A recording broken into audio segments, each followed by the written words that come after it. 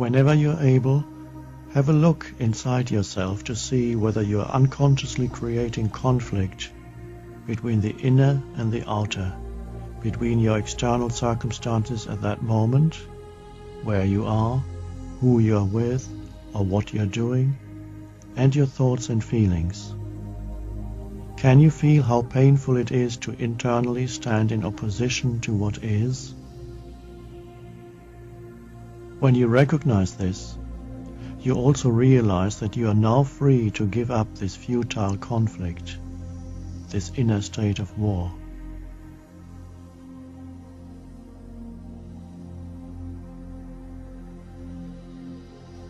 How often each day, if you were to verbalize your inner reality at that moment, would you have to say, "I don't want to be where I am"?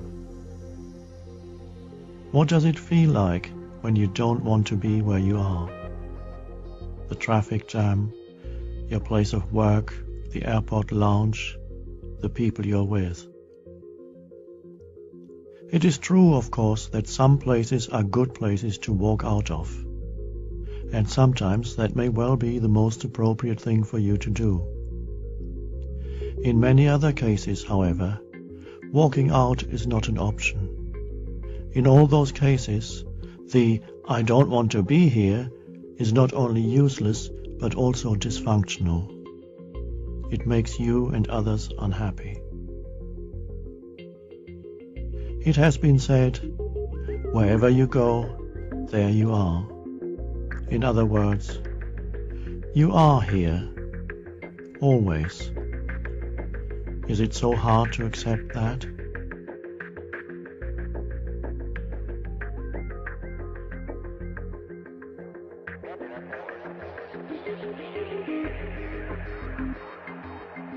Do you really need to mentally label every sense perception and experience? Do you really need to have a reactive like-dislike relationship with life, where you are in almost continuous conflict with situations and people? Or is that just a deep-seated mental habit that can be broken? Not by doing anything, but by allowing this moment to be as it is.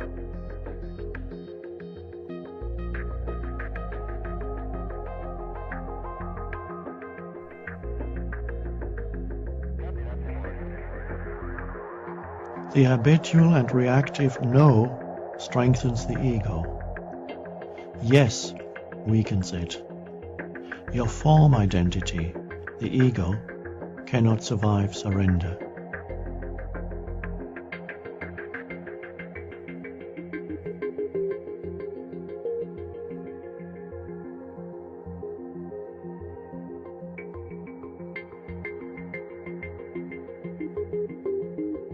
"I have so much to do." Yes, but what is the quality of your doing? Driving to work, speaking to clients, working on the computer, running errands, dealing with the countless things that make up your daily life. How total are you in what you do? Is your doing surrendered or non-surrendered? This is what determines your success in life, not how much effort you make. Effort implies stress and strain, needing to reach a certain point in the future or accomplish a certain result. Can you detect even the slightest element within yourself of not wanting to be doing what you are doing? That is a denial of life, and so a truly successful outcome is not possible. If you can detect this within yourself, can you also drop it and be total in what you do?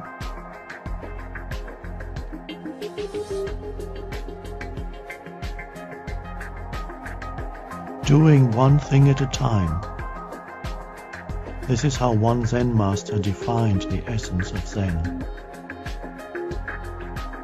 Doing one thing at a time means to be total in what you do, to give it your complete attention.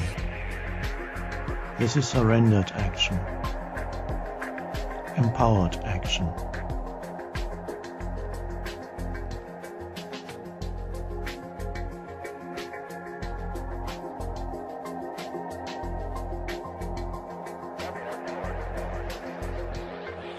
Your acceptance of what is takes you to a deeper level, where your inner state as well as your sense of self no longer depend on the mind's judgment of good or bad. When you say yes to the isness of life, when you accept this moment as it is, you can feel a sense of spaciousness within you that is deeply peaceful. On the surface, you may still be happy when it's sunny and not so happy when it's rainy. You may be happy at winning $1 million and unhappy at losing all your possessions. Neither happiness nor unhappiness, however, go all that deep anymore. They are ripples on the surface of your being. The background peace within you remains undisturbed, regardless of the nature of the outside condition. The yes to what is reveals a dimension of depth within you that is dependent neither on external conditions nor on the internal conditions of constantly fluctuating thoughts and emotions.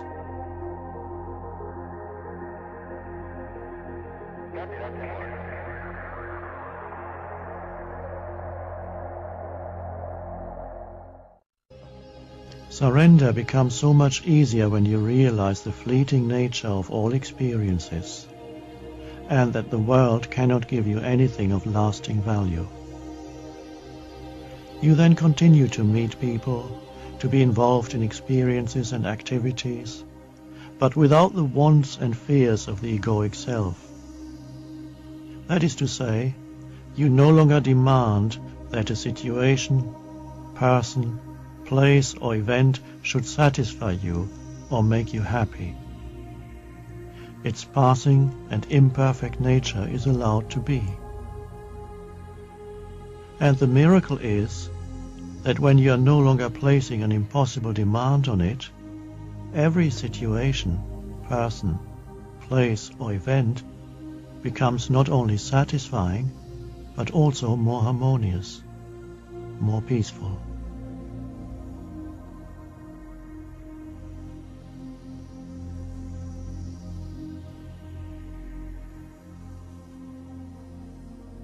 When you completely accept this moment, when you no longer argue with what is, the compulsion to think lessens and is replaced by an alert stillness.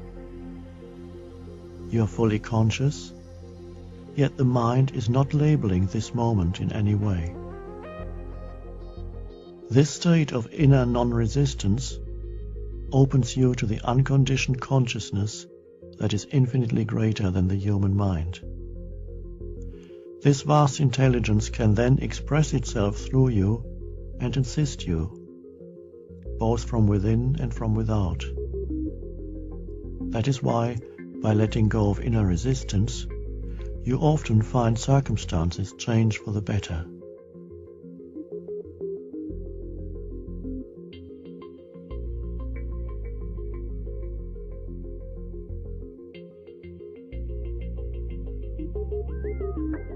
Am I saying, enjoy this moment, be happy?